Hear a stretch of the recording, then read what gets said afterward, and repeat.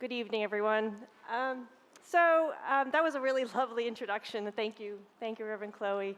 So I just want to fill in a little bit that Reverend Chloe left out. And actually, the ministry that we have at Delaney Hall really was formed in a way by the Interfaith Center of New York. We had been vigiling outside of Delaney Hall for some time. The Interfaith Center of New York joined us with an interfaith group of people. We're holding a lovely service with song and prayer, and a young woman approached us who had driven 4 hours from Boston to visit her father in detention. They weren't going to let her in because she was wearing a ripped pair of jeans, and those were against the dress code. So she came over, she approached our group, and she asked if anybody had a spare set of pants.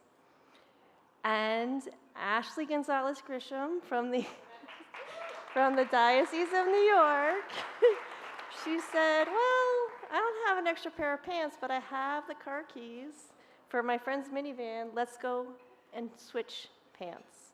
And that young woman got to go in. And I can't tell you how happy she was. And it just gave us the idea that while we maybe can't close Delaney Hall today, we can change the lives of people today. That recognizing them as human beings, understanding the needs that they have, and responding to those needs was something that we needed to do. What we realized was that our vigil outside was not important without the visitors. The visitors were the most important part of that equation. The visitors were the ones who were going to go in to see their loved ones. They were the ones that were going to give them the most courage and the most strength to hold on to whatever hope they had in order to keep fighting their cases. And in those cases where the family decided that it was best for them to decide to go back to their birth country, they also needed to have that connection with their family, to have the peace of mind to make those decisions. So on that day, we began a visitor-focused ministry. And that ministry has just grown and grown and grown.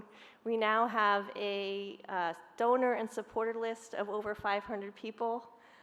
We distribute diapers and gift cards and pantry bags on visiting days. Before the hunger strike, we saw as many as 300 people on Tuesdays and Thursdays, and as many as 500 people on Saturdays and Sundays. And those are people that are grateful for the opportunity to see their loved ones. And we do whatever we can to help them in what is their struggle. It is their struggle to free themselves, and we are just here to help. So I'm really delighted to be able to share the stage tonight with Sandra and Latif. It's because Sandra struggled for so many months to get Latif out. Yeah. And we were there with her. And we're still there with her. And she is with us because both Sandra and Latif now volunteer with us. And they help other people who are in detention, other families who are trying to visit. And they're just a gift to us.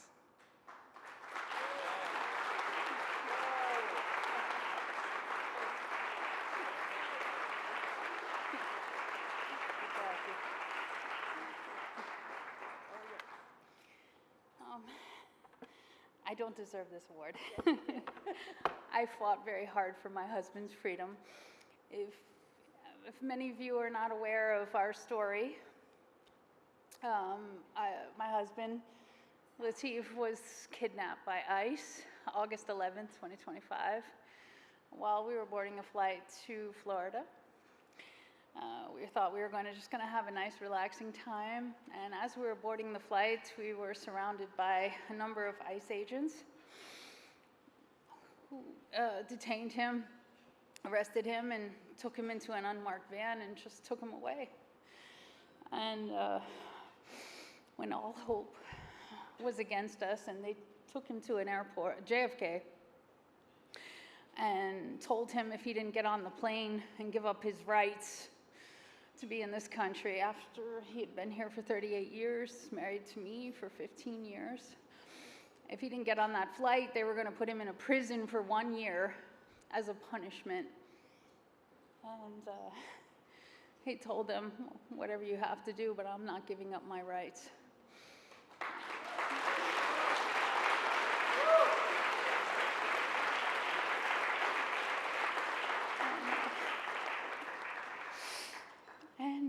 I fought really hard for him. And they transferred him all around the country like he was just an Amazon package. And there was many times where we couldn't find him. It was a week went by, we couldn't find him. We got Senator Andy Kim involved to try to find out where he is. And when everything looked so dark, so bleak, and all the cards were stacked against us, I sat on my bed and I cried out to the Lord. And I said, Lord, what would you say about this situation? Because it looks so dark. It looks like they have everything against us and we're not going to win. And I opened my Bible. And when I opened my Bible, I looked down and I turned to Isaiah 61:1. And it says, the Spirit of the Lord proclaims liberty to the captives, an opening of the prison to those who are bound. And I took the Lord at his word. When he had his bond hearing and the judge denied him, I held this card and I said, Lord, but you said your word says this. Your word doesn't fail. And then the next week we had another bond hearing because we appealed. And his word prevailed. But the judge says, oh, he's been here for 38 years. He has no criminal record.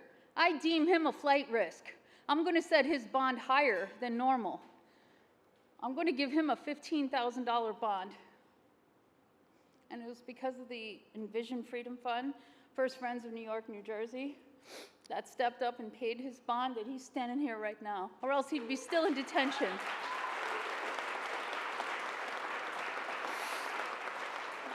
Kathy was one of the people that helped us get that help.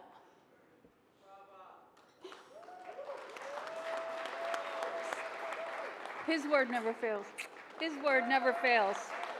I just want to give everybody hope. And I want everyone to pray, if you agree with me, that all those people sitting in detention right now who are without hope, and we are helping many people right now who are suicidal, who have given up hope, who never know when they're going to get out. Pray for their freedom.